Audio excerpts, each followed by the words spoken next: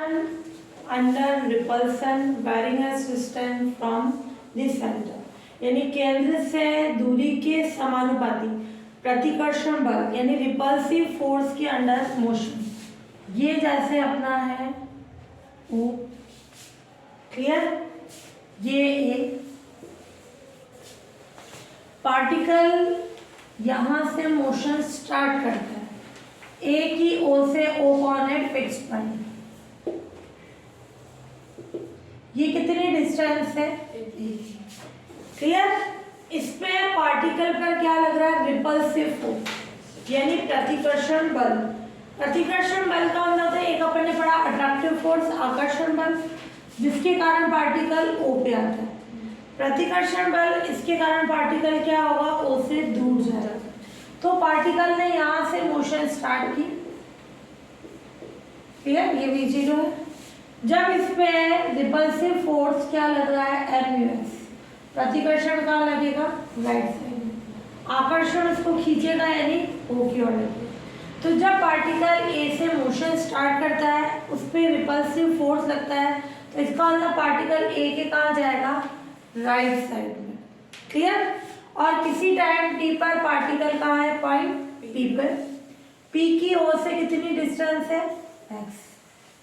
इस x का a से क्या रिलेशन है, ये a से बड़ा है।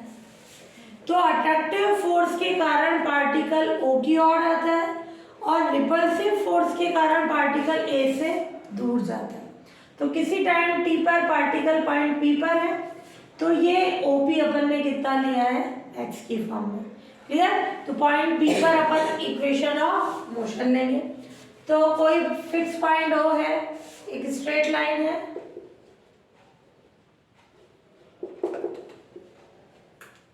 ये ले सकते हो AO डैश। इस पर फिक्स पॉइंट O है, क्लियर। फिक्स पॉइंट क्या हो गया, O। अब पार्टिकल पॉइंट A से मोशन स्टार्ट करता है। कोई पार्टिकल पॉइंट ए से मोशन स्टार्ट करता है,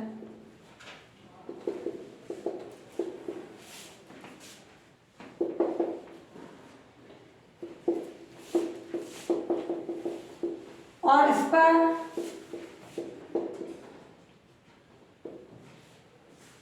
रिपल्सिव फोर्स यानी प्रतिकर्षण बल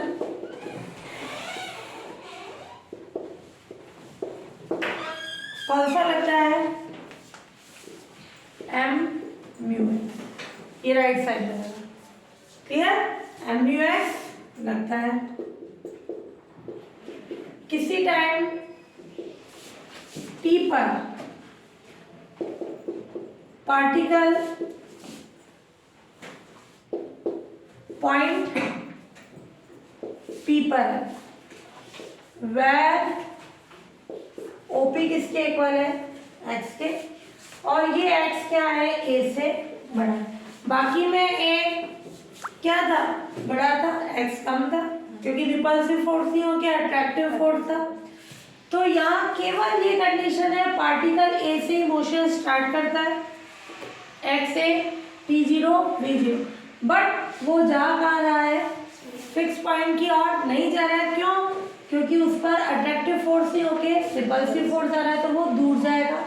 किसी टाइम t पर वो पॉइंट p पर है, तो OP क्या हो गया, x।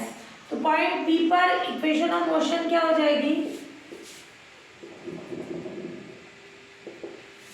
m d2x upon dt square. जब ये बल है, फोर्स है, तो अपना रिपल्सिव फोर्स कितना है, MUx। m से m कैंसिल, बाकी में यहाँ माइनस आता था क्योंकि पार्टिकल O की ओर आता था, यहाँ O से दूर जा रहा है तो पॉजिटिव। ये इक्वेशन हो गई फर्स्ट। इसको चेंज करा दें x की फॉर्म में, क्या हो जाएगा, by equation first v dv upon dx is equals to μx, clear. इसी को ही लिख सकते हो, ये आगे इम्प्लाई सेट करके कर लो। ये या इसको dv बाई dt भी लिख सकते हैं। जैसी अपने को कंडीशन चाहिए तो v dv upon dx mu x, उसके यूज से अपन v और x का रिलेशन फाइंड करेंगे।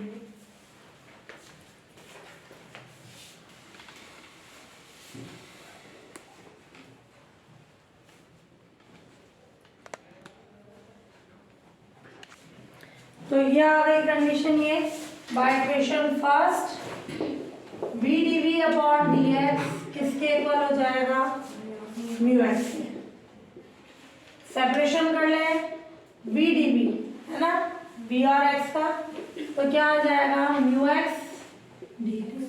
तो इससे क्या कंडीशन आ जाएगी अपने पास, ये हो जाएगा v square upon 2 is equals to mu x square upon 2 plus c1 upon 2।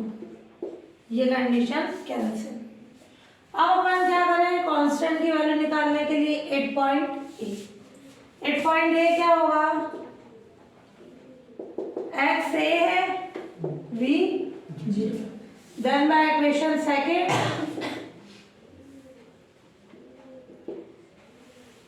x a और v 0, तो ये 0 म्यू a स्क्वायर c1 कितना हो गया माइनस का म्यू a स्क्वायर। ये वैल्यू अपन किस पे पुट कर दें, इक्वेशन सेकेंड में।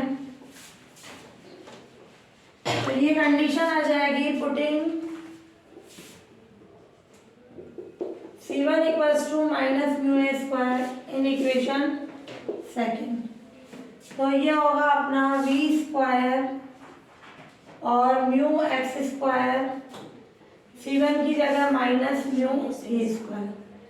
तो v कितना हो जाएगा प्लस माइनस अंडर डो mu x square minus a square.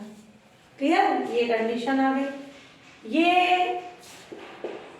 हो गई अपने किस पे आ गया, इसको दे दो इक्वेशन थर्ड। इक्वेशन थर्ड यानी इससे x और t की फॉर्म बना सकते हैं बाय इक्वेशन थर्ड। अब पार्टिकल कहाँ जा रहा है, v कितना हो गया माइनस प्लस ले लेना, अगर ये उधर जा रहा है तो dx by dt under two mu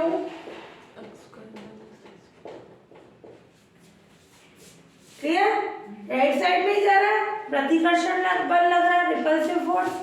तो इससे सेपरेशन करें तो क्या फॉर्म आ जाएगी अपने पास, 1 अपॉन अंडर टू म्यू और dx upon under two x square minus a square, और ये क्या हो जाएगी कंडीशन dt, और ये होगा अपना 1 अपॉन अंडर टू म्यू, ये कॉस हाइड्रोबोलिक इनवर्स x अपॉन है, इंटीग्रेशन ऑफ dt यानी t plus c। 8.a x a है तो t कितना हो जाएगा 0। तो बाय इक्वेशन फोर्थ x की जगह ये रखें, cos हाइपरबोलिक इनवर्स 1 कितना हो जाएगा, cos हाइपरबोलिक ये 0 कितना होता है 1 की कंडीशन, यानी ये हो जाएगा cos हाइपरबोलिक, इससे कैंसिल हो गया तो ये 0। ये किसकी वैल्यू है 1 की, 1 को लिख सकते हैं cos हाइपरबोलिक 0, और ये हाइपरबोलिक से हाइपरबोलिक कैंसिल तो 0, तो इसकी वैल्यू क्या आ गई 0, और ये 0 c2 आ गया 0, पुटिंग इन इक्वेशन फोर्थ, तो 1 upon under two mu cos hyperbolic inverse x upon a is equals to t। ये x और टाइम की कंडीशन आ गई, वो v और x की, ये x और t की। अब अपने बाय इक्वेशन फर्स्ट ध्यान से देखना, d2x अपॉन dt स्क्वायर अपना क्या आया म्यू x। लग प्रतिकर्षण बन रहा है, रिपल्सिव फोर्स ही लग रहा है, क्लियर। बट अब पार्टिकल को A से O की ओर जाना है, ये कैसे जाएगा, पार्टिकल को फेंकेंगे किसकी ओर O की ओर, क्लियर, किसी ना किसी वेलोसिटी से। यहाँ पे अब सेकंड कंडीशन क्या हो जाएगी, ये O ये x a t zero, but v कितना होगा माइनस वी। मैंने बताया था पर्टिकुलर किसी पॉइंट पर वेलोसिटी एक्सप्रेशन लेते हैं वो पॉजिटिव लिया जाता है, क्लियर। यहाँ अपने को फेंकना है, एक तो उस पर लग रहा था अपने अट्रैक्टिव फोर्स या अपने एक्सप्रेशन लग रहा था ओ क्यों, तो पॉइंट की बात की अपन ने तो पॉजिटिव लिया। आप किसी वेलोसिटी से कहाँ फेंक रहे हैं उसकी डायरेक्शन शो करने के लिए यहाँ पे वी क्या लेना पड़ेगा नेगेटिव, क्लियर। एक तो पॉजिटिव लिया इसका मतलब तो वो राइट की तरफ ही जाएगा, उसको ओ पे जाना है तो पार्टिकल को पॉइंट ए से अपन क्या करेंगे वी वेलोसिटी से फेंकते हैं। तो ये कंडीशन हो गई। इसमें क्या हो जाएगा, इसकी ऑक्सिलरी इक्वेशन लें, इसको कैपिटल डी स्क्वायर, इसकी auxiliary equation m square minus mu equals to 0, तो एम कितना हो जाएगा plus minus under of mu, clear. और इससे फॉर्म बनेगी अपने सी एफ, और इस कंडीशन को निकालें तो अपन राइट हैंड साइड तो क्या है अपने 0, तो पी आई कितना हो जाएगा 0, क्लियर। और फिर अपना सी एफ क्या हो जाएगा, यानी जो अपने ये एक्स यानी सी एफ क्या हो जाएगा C1। ये होने के कारण दो तरीके से लिख सकते हो, e raised to power under two mu T, C2 ये भी राइट होता है। और नहीं तो अगर प्लस माइनस में आ रहा है, अगर तुमने फॉर्म पढ़ी हो alpha plus minus under of beta, तो हाइपरबोलिक फंक्शन क्या आ जाएगा C1 कॉस, ये अल्फा तो 0 है, e raised to power 0t, C1 cos hyperbolic under of mu T, और C2 under of mu T. तो ये x क्या हो जाएगा CF, ये क्या होगी e raised to power 0t, C1 cos hyperbolic under of mu 2 और C2 sin hyperbolic under of mu 2 की कंडीशन। ये आ गया अपना x, dx by dt ये हो जाएगा C1 under of mu sin hyperbolic under of mu t, C2 under of mu cos hyperbolic under of mu t, clear. ये dx by dt condition. अब particle को अपन point A से v velocity से o की ओर फेंकते हैं, तो इससे कंडीशन बनेगी पार्टिकल को पॉइंट ओ से v वेलोसिटी से, पार्टिकल को पॉइंट ए से v वेलोसिटी से o की ओर फेंकते हैं। इसलिए पॉइंट ए पर क्या कंडीशन होगी, x कितना होगा a, स्मॉल v किसके इक्वल होगा माइनस कैपिटल v। तो इससे कंडीशन बन जाएगी अपने पास ये x a small v minus v के इक्वल। इसको इक्वेशन ले लो अपने पास फोर्थ, ये फिफ्थ और ये सिक्स, तो ये क्या हो जाएगा और t कितना हो जाएगा 0। तो बाय इक्वेशन फिफ्थ पहले x और t का रिलेशन, x कितना है a, t है अपना 0, तो C1 cos हाइपरबोलिक 0 कितना हो गया 1, C2 sin हाइपरबोलिक 0 कितना हो गया 0, ये 0। फिर ये वाली कंडीशन है स्मॉल v, ये dx by dt क्या हुआ v, इसकी जगह क्या ले माइनस v, और ये आ जाएगा अपने पास C1 t कितना है अपना 0, तो ये आ जाएगी कंडीशन साइन हाइपरबोलिक 0 यानी 0, C2 अंडर ऑफ म्यू।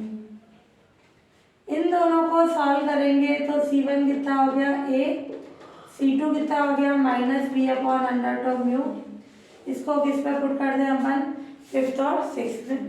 तो ये ए पर वेलोसिटी और डिस्टेंस आ जाएगी कब, जब पार्टिकल को किसी वेग से ओ की ओर फेंका जाएगा। क्लियर। C1 C2 की वैल्यू रख दो, putting value of C1 and C2 किसके अंदर, इन इक्वेशन 5 एंड 6। क्लियर। तो इससे क्या हो जाएगा अपना था x इक्वल्स टू C1 यानी a cos hyperbolic under term mu 2, C2 यानी minus v upon under term mu sine hyperbolic under term mu T. और v की भी कंडीशन निकालना चाहो तो क्या था, वेलोसिटी ये था अपना a under term mu, cos की जगह आ गया sine, minus b upon under term mu, इधर था under term mu cos hyperbolic under term mu t. Clear. ये कंडीशन आ गई अपने पास कब, जब पार्टिकल को अपन फेंक रहे हैं ओ की ओर। पार्टिकल के ओ पर टाइम निकाल सकते हैं, जब पार्टिकल ए से ओ गया तो ओ पर पहुंचने का टाइम, पार्टिकल का पॉइंट ओ पर पहुंचने का टाइम क्या होगा, ओ पे x कितना होगा 0 और t इक्वल्स टू t1 ले लें।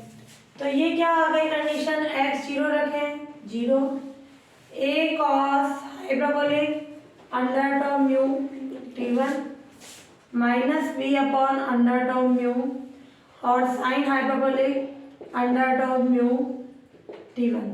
तो ये कंडीशन आ जाएगी अपने पास a cos hyperbolic under term mu t1 is equals to v upon under term mu sine hyperbolic under term mu t1। t1 निकालना है तो क्या करें, कंडीशन ये आ जाएगा अपने पास, इसको इधर डिवाइड करें तो a under term mu upon v tan hyperbolic under term mu t1। t1 निकालना चाहे इसको इधर बेसिस इनवर्स की फॉर्म में जाएगी। क्लियर। तो वो टाइम आ जाएगा t1 यानी ये tan हाइपरबोलिक इधर आएगा इनवर्स 1 अपॉन अंडर टर्म, तो ये हो जाएगा a से o तक पहुंचने का टाइम आ जाएगा।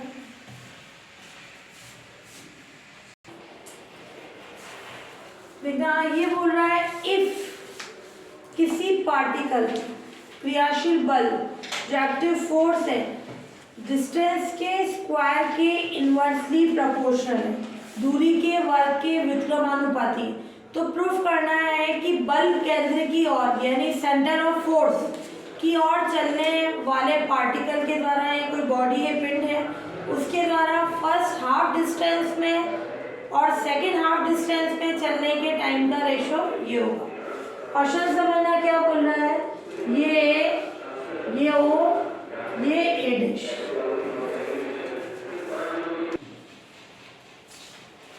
तो यहाँ अपने पास क्या है कि ये एक स्ट्रेट लाइन है ओ डैश, इसमें क्वेश्चन में बोल रहा है कि पार्टिकल हाफ डिस्टेंस चला, ये अपन ने ओ ए क्या ले ली ए, अब हाफ डिस्टेंस चला ए से बी, ये हाफ डिस्टेंस चला उसका टाइम t1, पर जब ए से बी चला ये डिस्टेंस a/2 है तो b की ओर से कितनी होगी a/2, तो ए से बी तक का टाइम निकालेंगे, फिर वापस बची हुई डिस्टेंस जो हाफ डिस्टेंस है यानी बी से ओ तक का टाइम कितना होगा t2, उनका रेशो चाहिए, और यहाँ x कितना हो जाएगा 0, ऊपर आते ही x क्या होगा 0।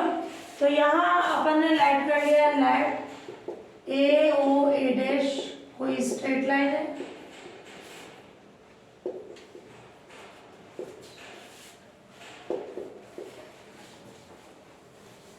क्लियर। ए ओ ए डैश क्या है, कोई स्ट्रेट लाइन, और इस पर ओ क्या है फिक्स पॉइंट।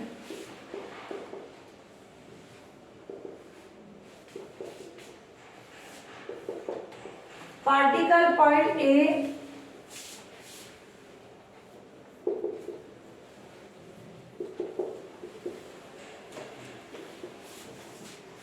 ओ ए कितना है,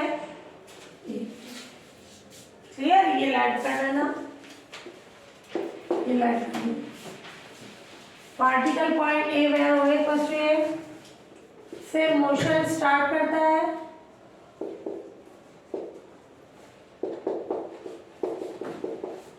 और इस पर क्या है, फोर्स F प्रोपोर्शनल 1/x² लग रहा है और पार्टिकल O की ओर जा रहा है। इसका मतलब वो कैसा फोर्स है, अट्रैक्टिव, क्लियर लग रहा है। और पार्टिकल एक फेंकना और जाने में फर्क है। जाने का मतलब उस पर फोर्स की डायरेक्शन O की ओर है, फेंकने का मतलब वो राइट साइड पे जा रहा है, क्लियर। तो लग रहा है और पार्टिकल पॉइंट O की ओर जा रहा है। किसी टाइम t पर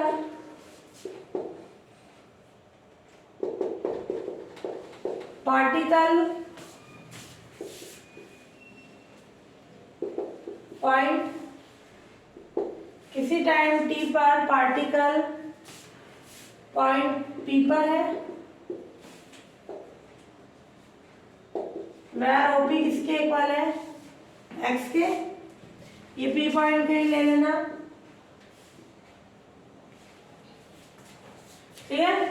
पॉइंट P पर इक्वेशन ऑफ मोशन,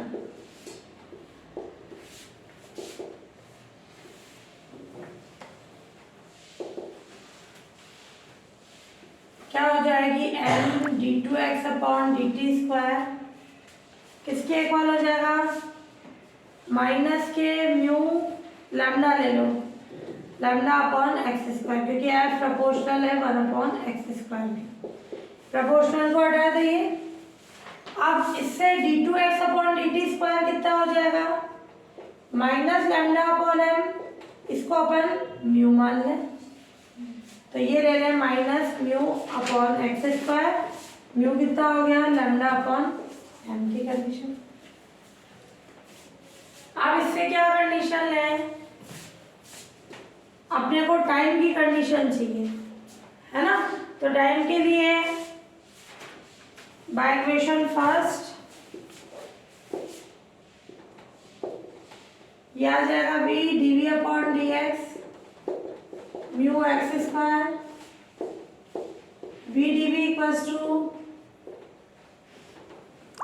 ये 1/x² dx, इंटीग्रेशन कर लो v²/2 -1/x plus 0। 8.a v 0 है तो x कितना होगा, तो ये हो गया 0, क्लियर। v की वैल्यू 0, x कितना रखे अपन a, तो c1 कितना आ गया, -1/a, क्लियर। इसको पुट कर देंगे इस इक्वेशन सेकंड में। मेन क्या चाहिए, x और t का रिलेशन। हाँ यहाँ म्यू लगाना, मैंने इस इक्वेशन में म्यू बाहर रहेगा ये, तो c1 की वैल्यू में क्या आ जाएगा, μ/h। इसको पुट कर दे c1 को किसके अंदर, इक्वेशन सेकंड में। Putting value of c1 in equation second, तो क्या आ जाएगा, v²/2 μ/x। c1 की जगह क्या रखें, -μ/a, v²/2 mu 1/x -1/a, तो v कितना हो जाएगा, ± √2μ √1/x -1/a। तो ये कंडीशन आ जाएगी dx/dt, v यानी dx/dt माइनस क्यों ले रहे हैं, पार्टिकल O की ओर जा रहा है ना, और ये √a - x/a, ये O के कारण। इसका अपन क्या कर रहे हैं, सेपरेशन। तो क्या आ जाएगी condition,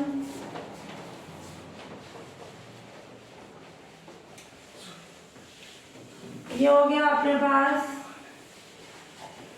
under of A x A minus x है ना, और ये माइनस भी 1/अंडर ऑफ 2 और ये dt। क्या लेट कर रहे हैं, x इक्वल्स टू माइनस आने के कारण a cos square theta.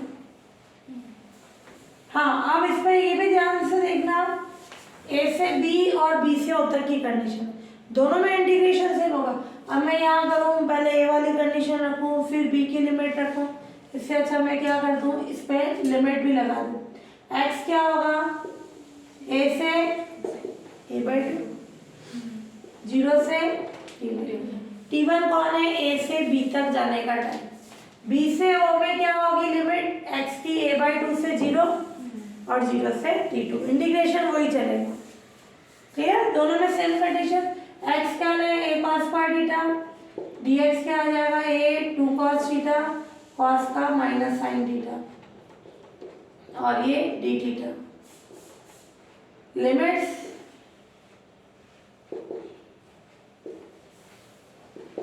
when x कितना है 1, तो cos स्क्वायर थीटा कितना हो जाएगा 1, किस पे होता है 0। x a/2, तो cos स्क्वायर थीटा कितना हो जाएगा a/2। x ये ले लें अपन इधर a/2, तो cos स्क्वायर थीटा 1/2, तो थीटा कितना हो जाएगा π/4, 1/√2 आएगा यानी π/4। तो थीटा में चेंज करा के लिमिट ले लें, क्या 0 से π/4, इधर 0 से t। अगले में जब b से o निकालेंगे तो a/2 से क्या हो जाएगा 0, a/2 पे थीटा π/4 है, 0 पे निकालेंगे यानी cos theta 0, cos square theta क्या है इधर 0, तो cos थीटा क्या हो जाएगा π/2। वो लेके t1 और t2 टाइम का रेशियो निकाल देंगे। हाँ, ये आ गई लिमिट्स, तो क्या आ जाएगा 1/√2μ, थीटा कितना आया अपना 0 to π/4 और x की जगह अपन ने क्या रखा a cos square theta, dx की वैल्यू है, तो ये आया -√, ये a cos स्क्वायर थीटा, यहाँ रखा a minus a cos square theta यानी 1 माइनस cos स्क्वायर यानी साइन स्क्वायर, तो अंडर से बाहर आया, ये dx की वैल्यू लगी -2 sin थीटा cos थीटा और ये d थीटा, ये टाइम आ गया t1। इस साइन से साइन कैंसिल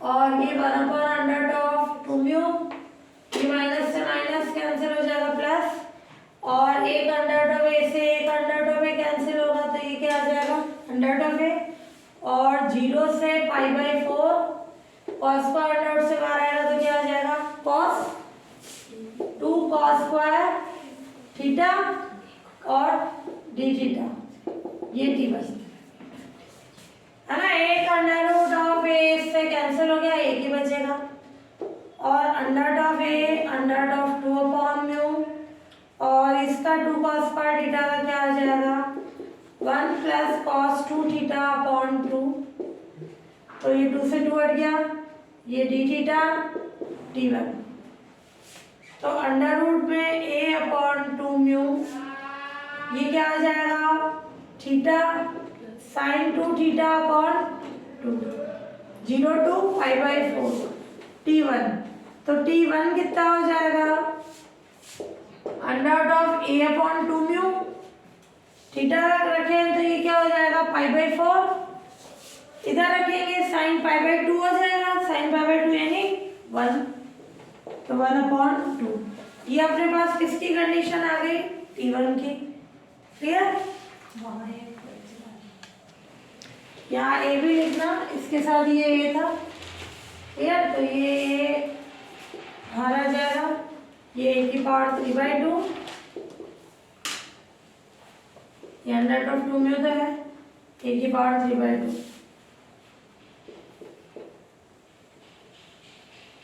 और डोम्यू की पावर ये T1। अब T2 का सेम ये कॉन्सेप्ट B से O के लिए। B पे क्या कंडीशन होगी अपने पास, जब पार्टिकल B से हो जाएगा तो x क्या होगा a/2 और इधर 0। ये दो टिप्पणों में मोशन हो गई तो यहाँ टाइम कितना होगा t0। तो पार्टिकल अब कहाँ से कहाँ गया, जब पार्टिकल कहाँ से कहाँ गया B से O, जब पार्टिकल B से O जाता है,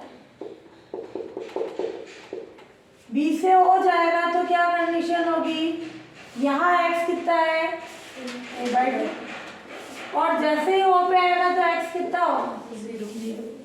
ठीक है, और B से O तक का टाइम अपन ने t2 ले लिया। इंटीग्रेशन वही चलेगा x और t का रिलेशन। तो ये क्या कंडीशन हो जाएगी, x cos s part theta वही आएगा कंडीशन। अब अपना x a/2 है तो डायरेक्ट लिख दो, थीटा कितना आएगा π/4। ये भी सॉल्व करने की जरूरत नहीं, केवल लिमिट चेंज होगी। और x 0 है तो थीटा कितना हो जाएगा π/2। तो 1/√2μ, ये पूरा यही कंडीशन आएगी, केवल लिमिट चेंज होगी, है ना। तो ये क्या होगा a की पावर 3/2 √2μ π/4 से π/2 और 1 + cos 2 theta d theta = t2। इसको सॉल्व करके t2 निकाल लें, फिर t1 और t2 का क्या निकाल लेंगे रेशियो। इसका रेस कर दो तो ये आ जाएगा अपना a की पावर 3/2 √2μ और ये 1 का थीटा sin 2 θ/2 π/4 से कितना आ जाएगा π/2। तो ये आ जाएगा t2 निकाला है तो t2 की कंडीशन आ गई a की पावर 3/2 √2μ थीटा की जगह π/2 sin π यानी 0। लोअर लिमिट रखे हैं तो क्या आ जाएगी कंडीशन π/4 sin π/2 यानी 1, ये माइनस का हो तो t2 कितना आ जाएगा इससे अपना a की पावर 3/2 √2μ π/2 में से π/4 लेस करा दे तो कितना बचेगा π/4 और ये माइनस के 1। वहाँ पे 1/2 है ना, यहाँ अपन ने रखा तो π/2 ये भी 2 है 1/2 तो π/4 माइनस 1/2 की कंडीशन। अब इसको अपन क्या कर लें, t1 और t2 का रेशो चाहिए तो क्या हो जाएगा t1 रेशो t2, ये कांस्टेंट तो है कैंसिल हो जाएंगे और ये अपने को रेशो में तो t1 और t2 की कंडीशन, t1 आ जाएगा अपने पास ये π/4 तो इसका एलसीएम ले तो कितना आ जाएगा π+2/8, ऐसे इसमें भी π-2/, तो ये कितना आ गया π+2 रेशो π-2, इसी फॉर्म में प्रूव करना था। केवल इसमें लिमिट्स का ध्यान रखना है। x और t का रिलेशन निकाला, यहाँ से यहाँ तक की गति में a से a/2 और टाइम 0 से t1 आ जाएगा। इंटीग्रेशन वही चलेगा a/2 से 0 और 0 से t2 की कंडीशन, फिर t1 और t2 का अपन ने रेशो निकाल दिया।